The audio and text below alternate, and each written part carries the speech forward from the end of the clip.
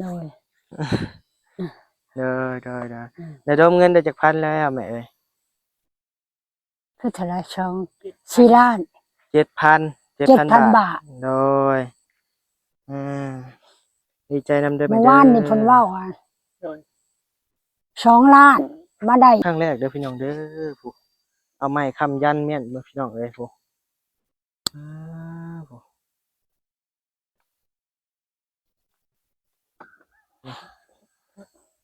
กล้องบ่นิ้วก็บ่อยากแจ้งปานใดพี่น้องเอ้ยเนาะอืมโอ้แล้วตายยาวยุงโอ้หนักเนาะพี่น้องเนาะมาพบมาพ้อกับบาวนิวอีกแล้วพี่น้องเอ้ยเนาะมาพบมาพ้อกับบาวนิวยามค่อยค่ำลงแรงพี่น้องเอ้ยเนาะอาโตผ้ามืดครึ้มพี่น้องเอ้ยเนาะช่วงค่ำๆแลงๆพี่น้องเอ้ยเนาะออกมาจากหาคนป่านะพี่น้องเนาะหรือว่าพ่อใหญ่อยู่ในป่าเองเนาะพี่น้องเนาะและได้ดีพาเพิ่นมาอ่ามาไล่เบิ่งของเฮือนแม่ตู้หยังเนาะบ่ได้ลืมด่ะเนาะที่ว่าไอ้ดีสิเฮ็ดเถียงหรือว่าเฮ็ดกระท่อมให้เพิ่นเนาะพี่น้องเนาะหรือว่าไอ้ดีเอาพอตู้ไผ่คนป่าแหละพี่น้องเอ้ยเนาะว่าสิมาให้เฮ็ดตู้เฮ็ดเถียงอยู่นี่เนาะพี่น้องเนาะแต่ก็ว่ายังบ่ได้การันตีดอกเนาะพี่น้องเนาะเพราะว่าพอตู้เพิ่นก็ยังบ่มีรถเที่ยวรถที่เพิ่นก็เพแล้วเนาะพี่น้องเนาะเดี๋ยวเบิ่งยังบ่ได้ว่าให้เพิ่นมาเฮ็ดเนาะพี่น้องเนาะยังอยู่ในขั้นวางแผนอยู่พี่น้องเอ้ยเนาะอืมที่แรกมื้อนี้ก็อยู่ทางบ้านธาตุบ้านหยังพี่แหละเนาะมื้อนี้ก็บ่จื้อบ้านเข้ามาก็ได้ไอ้นี่กำลังมาส่งพ่อตู้คนป่าอยู่เนาะพี่น้องเนาะและบัดนี้มาถ่ายมาเยี่ยมเพิ่นเนาะพี่น้องเนาะบัดนี้ก็มาครั้งแรกเด้อพี่น้องเด้อยุงก็หลายๆพี่น้องเอ้ยเนาะโอ้ต้องไปบัดนี้ออกมาจากคนป่าไปตอกตอกตูบช่วยเพิ่นเนาะพี่น้องเนาะเพราะว่ามันสูงเพิ่นก็อายุหลายแล้วก็ขึ้นยากแหละพี่น้องเอ้ยเนาะบัดนี้ก็ขึ้นไปต่อให้เพิ่นแล้วก็ลงมาเยี่ยมทั้งแม่ตู้เพิ่นเนาะพี่น้องเนาะกับลูกชายเรา2 คนเนาะพี่น้องเนาะบัดนี้มาครั้งแรกพี่น้องเอ้ยเนาะและมาเบิ่งเพราะว่าเคสนี้เป็นเคสที่ไอ้ดีเคยช่วยเมื่อประมาณ2 ปีก่อนเนาะพี่น้องเนาะซื้อที่ซื้อทางให้แล้วก็แยกไปเนาะพี่น้องเนาะแต่ไอ้ดีมาเยี่ยมอีกรอบนี้ก็โอ้ยังอยู่คือเก่าบ่ได้มีแปลงเปลี่ยนแปลงเนาะพี่น้องเนาะก็เลยไอ้ดีก็เข้ามาช่วยอีกเทื่อหนึ่งเนาะพี่น้องเนาะตอนนี้ไอ้ดีเพิ่นก็มีงบแล้วพี่น้องเอ้ยเนาะ7,000 บาทพี่น้องเอ้ยเนาะสิได้เฮ็ดตูบให้แม่ตู้เพิ่นพี่น้องเอ้ยเนาะยังระดมผู้ใหญ่ใจดีอยู่เนาะพี่น้องเนาะเพิ่นสิสดสิสอนมาจั่งใดก็เบิ่งก่อนเนาะพี่น้องเนาะมื้อนี้บัดนี้กับไอ้ลีก็ออกไปหาเลาะซื้อเสาพี่น้องเอ้ยเนาะบ่มีเสาพี่น้องเอ้ยเนาะว่าสิได้ซื้อเสามาเฮ็ดตูบหรือว่าเฮ็ดกระท่อมให้แม่เพิ่นนะพี่น้องเนาะไปเลาะหาเบิ่งเสาปูนก็บ่มีพี่น้องเอ้ยเนาะหรือว่ามีก็บ่ถูกสเปกพี่น้องเอ้ยเนาะเสาไม้ก็แฮงบ่มีเลยพี่น้องเอ้ยเนาะหายากขนาดพวกเขาไปหาฮอดสวรรค์พี่น้องเอ้ยเนาะก็บ่มีพี่น้องเอ้ยอืมนี่แหละพี่น้องเอ้ยเนาะวันนี้เนี่ยไปเบิ่งก็โอ้น่าสงสารพี่น้องเอ้ยเนาะเพิ่นก็อยู่นำลูกชายเพิ่น2 คนพี่น้องเอ้ยเนาะเรือนเพิ่นก็ประมาณ2 เมตรคูณ3 เมตรพี่น้องเอ้ยเนาะบ่กว้างแล้วก็บ่ใหญ่บ่กว้างบ่ใหญ่นะพี่น้องเอ้ยเนาะเออเนาะพี่น้องเนาะวันนี้ก็ขอกราบทักทายสบายดีพ่อแม่พี่น้องเด้อเนาะหมดทุกผู้ทุกคนพี่น้องเอ้ยยินดีต้อนรับเข้าสู่ช่อง YouTube บ่าวนิว Channel เด้อพี่น้องเด้อหมดทุกผู้ทุกคนเนาะพี่น้องเนาะหรือว่านอกในและต่างประเทศเนาะพี่น้องเนาะหรือว่าประเทศลาวประเทศไทยและต่างประเทศเนาะพี่น้องเนาะยินดีต้อนรับหมดทุกผู้ทุกคนเด้อเนาะนี่แหละพี่น้องเอ้ยเนาะบัดนี้ก็ได้ของฝากมีพี่น้องเอ้ยเนาะแล้วก็ขนมแม่บ่าวนิวสนับสนุนมาพี่น้องเอ้ยเนาะนี่แหละอืมพี่น้องเอ้ยยุงหลายๆพี่น้องเอ้ยเนาะอืมไปพี่น้องเข้าไปเบิ่งทางแม่เพิ่น มาพี่น้องเนาะเข้าไปหาแม่เพิ่นเลยเนาะพี่น้องเอ้ยสบายดีเด้อแม่เด้อเฮ็ดพี่ชังอะนะอืยุงหลายเนาะอืสบายดีเด้อเด้อโดยสบายดี บ่มีบ่อัน ฮะ ลูกอันบ่มีให้เบิ่งให้เพิ่นเนี่ยให้ลูกไปเบิ่ง เอาเดี๋ยวเบิ่งไปแล้วนำกันแล้วจักเบิ่งเนาะ ทำได้ก็สู้ให้ทำนั่นแหละเนาะ เดี๋ยวเบิ่งก่อนเนาะเดี๋ยวคนคอยว่ากันเนาะแม่เนาะ เด้อ ยุงหลายขนาดพี่น้องเอ้ย บ่ได้เว้า นี่แหละบ่นิวก็มาครั้งแรกเนาะพี่น้องเนาะมาเยี่ยมทั้งแม่เพิ่นแม่ยังเกาะ แม่สำชายแม่เฒ่าชาย แม่เฒ่าไส แม่เฒ่านาง แม่เฒ่านางก็ได้โดยสบายดีเด้อเด้อเจ้าได้สัตว์ชื่อจังได๋ ชาก บ่าวช้างเนาะวันนี้ก็มาครั้งแรกเนาะพี่น้องเนาะว่าดอกเฮือนแล้วพี่น้องเอ้ยเนาะโอ้เดี๋ยวสแคปก่อนนะพี่น้องเนาะมับน้องมาหาแม่เพิ่นแม่มีกับขนมเด้อเอามาฝากโดยแม่เฮาก็บ่มีหยังหลายมีแต่นี่แหละมาซอย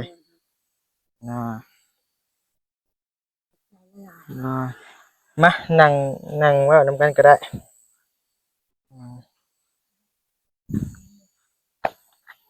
ยืนใจไก่ยาวยุ่งนี่แหละพี่น้องเอ้ย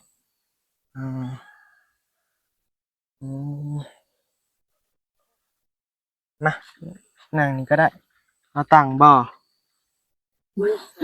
บ่ตังบ่ได้แล้วยุงนี่ ไปนั่งจะตั้งมานั่งเที่ยง เอานั่งเตียงก็ได้เนาะเดี๋ยวเอานั่งก็ได้อยู่นี่รอแม่เน็บใส่นี่จ้ะเนี่ยมา อะไรแม่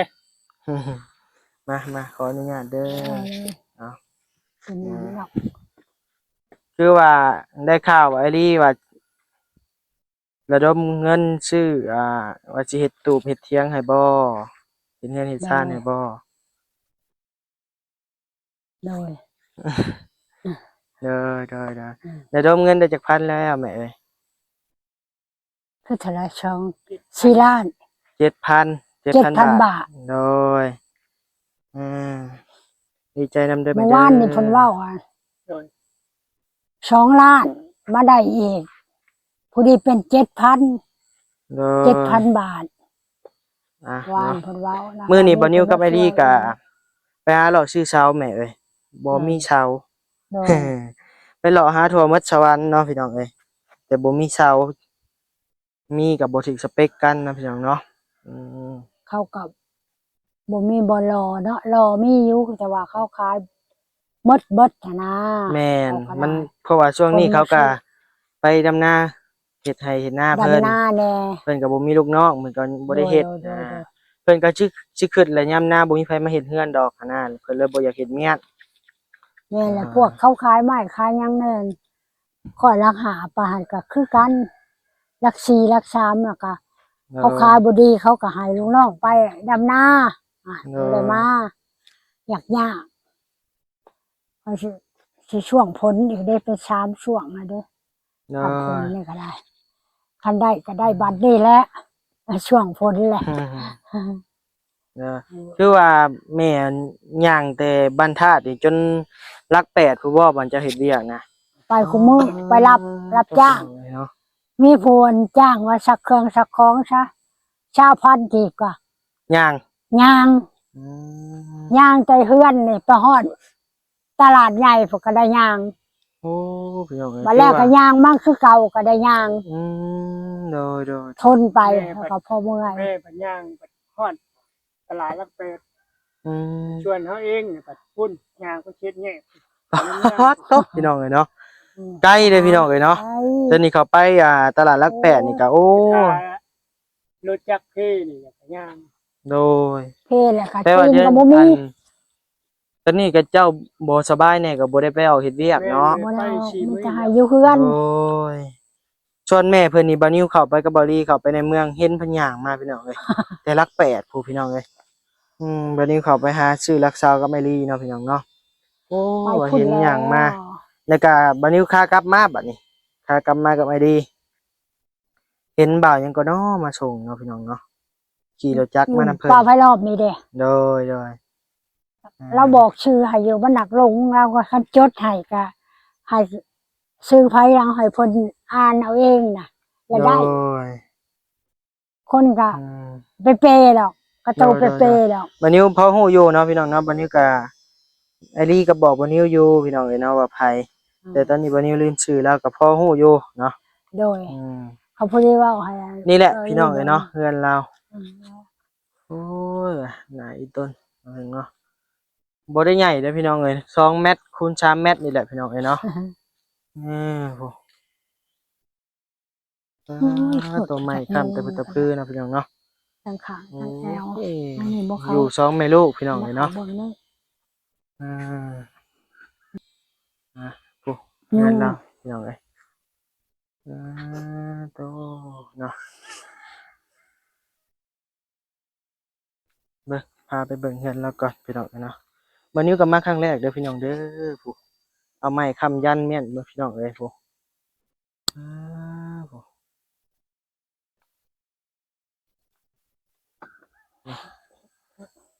กล้องบัดนี้ก็บ่อยากแจ้งวันใดพี่น้องเอ้ยเนาะโอ้เลยตายยาวยุงโอ้นั่งยาวยุงเอาไว้โอ้พี่น้องเอ้ยเน็บเมียนอ้อมหน้าอ้อมหลังเนาะอืมพวกวันนี้ยืนแป๊บเดียวพี่น้องเอ้ยเนาะเต็มขาอืม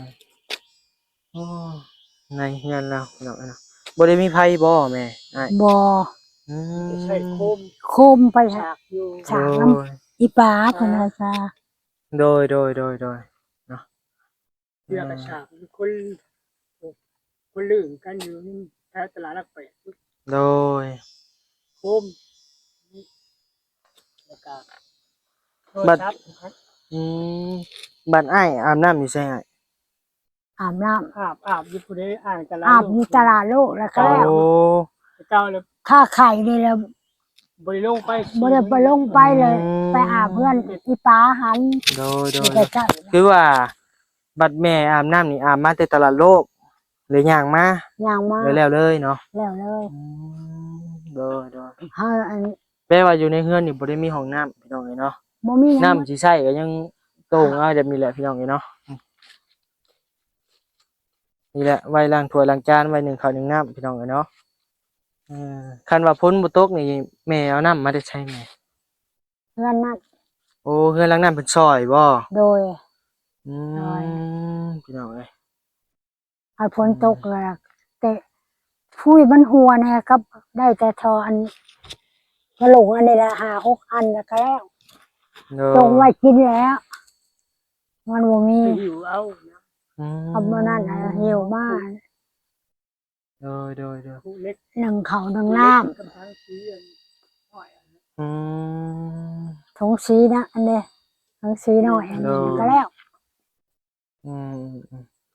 อ้าวนะพี่น้องเนาะภาพบ่อยากแจ้งบ่อยากชัดปานใดก็ขอโทษขออภัยนำเด้อพี่น้องเด้อตอนนี้แสงก็หมดแล้วพี่น้องเอ้ยเนาะบัดนี้ก็บ่มีโคมพี่น้องเอ้ยเนาะไอ้ดีเพิ่นยังไปส่งพอตู้คนป่าอยู่พี่น้องเอ้ยเนาะอ่าโอ้ยุงหลายคันขนาดพี่น้องเอ้ยเนาะ โอ้ย ตีนบัดนี้อยู่ดีบ่ได้เลยพี่น้องเอ้ยเนาะสั่นอยู่บับ เออ ๆเกา บางเสือกินข้าวแต่เว้นๆเป็นแดกๆออกล่ะกินข้าวปลาไว้ เขาบอกกินข้าวปลาไว้กันบ่ได้อีกยุงคันนี้ไปกินข้าวเขาบ่นอนแล้ว ซ้ำนี่ข้าวนอนเลยบ่ข้าวมุ้ง เขา เลย ได้ บ่ มุ่งไว้ กินข้าวก็จะกินข้าวแล้ว แล้วเขามุ่งเลยแล้ว รับแต่ มุ่ง เว้น ก็ ๆพี่ แม่ ตื่นแต่จังโมง ก็ บัดนี้ ขาดอยู่ นอนกับ นอนก็บ่รับปานใดดอกก็ลมแล้วลม บ่ กั ได้เว้าน ให้นอนหมูกัน โด นอนหลับ โดยนอนว่าซ้อมไม่รู้พี่น้องเอ้ยนี่แหละนอนอยู่ในพุ่นแหละพี่น้องเอ้ยเนาะนอนนำกันซ้อมไม่รู้พี่น้องอาจจะฮู้เลยเนาะเพราะว่าไอรี่เคยเข้าไปถ่ายแล้วพี่น้องเอ้ยเนาะ เด้อ อืมอ๋ออยู่อันในนี่จักปีเลยแม่ ๆมาอยู่ใน2 ปี โอ้ ผู้ที่2 ปีถวยเลย2 โด ปี ย เดี๋ยวนี้เนาะ เพราะว่ามันมาอยู่นี่กับไอรี่เพราะว่าตอนกี้ไอรี่ก็มาช่วยเหลือเนาะได้ที่ได้ทางแล้วก็เงียบไปเนาะ โอ้ย แล้วก็อ้ายเพิ่นมาเข้ามาสด ตอน มา นั้น ช่ มั วน ย ลำ มา บากแน่ก็สิว่าลำบากกับพ้นตกพ้นลิงแหละแล้วเราบ่ได้ออกมาในรถเฮากันขน้อยก็อยู่ในหั่นแหละนบขามอยู่ในอันที่ดินนั่นให้รักแปดนั่นแหละ โดย ขอสัมภาษณ์แน่ว่าขอสัมภาษณ์ก็สัมภาษณ์มาเพิ่นก็เอาให้เขาให้ไข่ให้มี โดย ส่วนหลายก็ได้เงินเพิ่นเอาให้พอได้ชื่อเขาต่อไปชื่อไว้5 โลไว้ซะชมกับเพิ่นเงินเพิ่นให้150,000 โดย เสียสมาคมแน่บ่ได้กินให้ได้คำบ่เข้าเพราะว่าคนตกค้างเพราะว่า อืม อันนั้นก็ได้ คือว่าเราย่างไปเฮ็ดเวียกแต่ละมื้อนี่ก็โอ้พี่น้องเอ้ยเนาะนักเติบบัดนี้ก็ได้เนาะมันก็ มือได้ ตๆอยู่ ก็ ห่า ได้มือได้ซักเครื่องแล้วก็ได้มือได้บ่ได้ซักเครื่องแล้วก็กินข้าวแห้ง โดย คันมีปลาแดกก็กินกับปลาแดก โอ้วันนี้อยู่ดีบ่เป็นพี่น้องเอ้ยเนาะยุงกัดพี่น้องเอ้ยโอ้หลายขนาด โอ้ยยุ่งหลาย เบานิ้วมาอยู่ โอ้ ประมาณอาทิศ ไกลดี นี้ เนาะ เป็นไข้ บ้าน เลือดออกเลย เรา พี่น้องเอ้ยเนาะ บ้านอีตานี่ก็เดินไกลแท้ๆเนาะ อืม ยุ่ง ยาวยุงทูบบ่แม่นติยาวยุง แม่นมันเป็น โอ้ย เจ็ด เอาทูบมาจูดอุดยุง ทูบ พี่น้องเอ้ยเนาะ โอดอะไร มันบ่ได้ มันบ่ไหลติเนาะ ละลายเลยมัน แสดงว่าทูบอุดยุงโดยเฉพาะแหละแม่นพี่น้องเอ้ยเนาะอันนี้เราเอาทูบใต้นี่แหละมาจูดอุดยุงพี่น้องเอ้ย ตุ้ยมันคนละสีเด้ อืม สีอันนั้นแน่สีแดงแน่ของเขาขาย5,000เขาว่าเอาแนวนี้ อืม แล้วสีนี่แหละได้บ่จัก ฝนตกนี่หัวบ่อ้าย โอ้ยบ่เล่าเลยยังเอากระป๋องน้ำสีนี่ไป3อันหนึง เออ โป๊กเลย โดยหัว โจ๊ก หัว โจ๊ก ห้ามผูกแล้วเนาะแนวรังกะสีเก่าเนาะ หันเด้หันอัน อืม ผ้าห่มกระ บ่ ดาษ แม่ ตากอยู่หันเด้ ลูกโดย ลูกขอถามหน่อยเด้อว่าอันตอนแรกที่แม่อยู่นี่ก่อนสิได้ย้ายมานี่แม่อยู่ไสก่อนอยู่ไสมาก่อน อยู่เฮือนกับเจ้าเฮือนแม่ย่าดวงหักเจ้าของเขาตายแล้ว อืม เขาให้อยู่ ออกแต่อยู่ทำอิฐทำอ่อนนั่นแหละ ของอันอิตาทอง ลุงทองน่ะ โดย ป้าเขาน่ะป้ายาค่าเขาไปนี่ก็ได้ทางจังไดอยู่ โดย เพื่อนเก่าเขาบ้านนี่แหละตำรวจเขาใหายนี้ เขาสิขายดินลัดนั่นแหละ โดย ออกมาอยู่ในนี่ขออยู่แน่ประดวงเอ้ยนบขาบเพิ่นข่อยบ่มีบ่อยู่แต่แม่หั่นเด้อยู่โลดแหละร่างกระสองร่างกระชี้ก็มีบ่ได้หัว แต่ว่าลูกเพิ่นนอนในนอกมันพา อืม ลูกมาอยู่นํกัน คนละห้องคนละบอนนะ โดย อยู่นะหัน2 บอนอยู่ฮะคันแม่นบ่มีนะหันแล้วก็จักสิไปทางใดลูกนี่กับแม่นี่จักสิหอบทางใดแหละ เอาล่ะ คันว่ามันบ่มี อันไอรี่ไปพบไปพ่อเจ้าครั้งแรกอยู่ไส บอนอันชวนชัดนั่นเด้ชวนเลี้ยงชัดน่ะฮอดหันแล้ว โอ้ ลักแปดนั่นแหละ โดยโดย บ่ โด ได้ ย ฮอดตลาดซ้ํฮอด เจ้าเลยไปเฮ็ดตูบเฮ็ดน้อยอยู่นั่นบ่ บ่ได้เฮ็ดไปเก็บโยม โอ้ แต่ว่าขอสัมภาษณ์แน่แล้วเราขอสัมภาษณ์ โดย เก็บโยมเย็บกระป๋องมาขาย โดย เขาแหงเขาเอาให้ก็เอามาไว้ โจกกินหั่นแหละอยู่ในเฮือนก็ได้ โดย ข โด อง ย ชน โด เลย ยลูก อืมเอามือลงก็ได้แม่ ขอสัมภาษณ์ เมื่อยนะ ลงมือฮะ เอาลงก็เป็นเพียงนก เอก าบ เราจะกราบเราบ่เป็นหยังเนาะ อืม ว่าขอสัมภาษณ์แม่ว่าขอสัมภาษณ์ก็สัมภาษณ์ตอนนั้นเลยเมียเรากำลังถือผ้า เมียไอรี่บ่ จนเมียบาลีเลยแหละเมียบาลีเลยละ อืม จนถือผ้าจนออกมาจังได้รอบ ลูกเรา สอง จนใหญ่แล้ว ลูกจนใหญ่แล้วจังได้ แปลว่า2 ปีปลายหรือว่า2 ปีเต็มๆนี่แหละพี่น้องเอ้ยเนาะ เต็มๆ ที่ไอรี่มาสดมาซอยแม่เพิ่น เราก็มาส่ง พี่น้องเอ้ยเนาะแต่ตอนนี้ก็มีงบแล้วพี่น้องเอ้ยเนาะทางไอรี่ก็มีงบอยู่ 7,000 บาทพี่น้องเอ้ยเนาะ มีแผนการว่าสิได้เฮ็ดตูบให้แม่เฒ่าเพิ่นพี่น้องเอ้ยเนาะ อ่า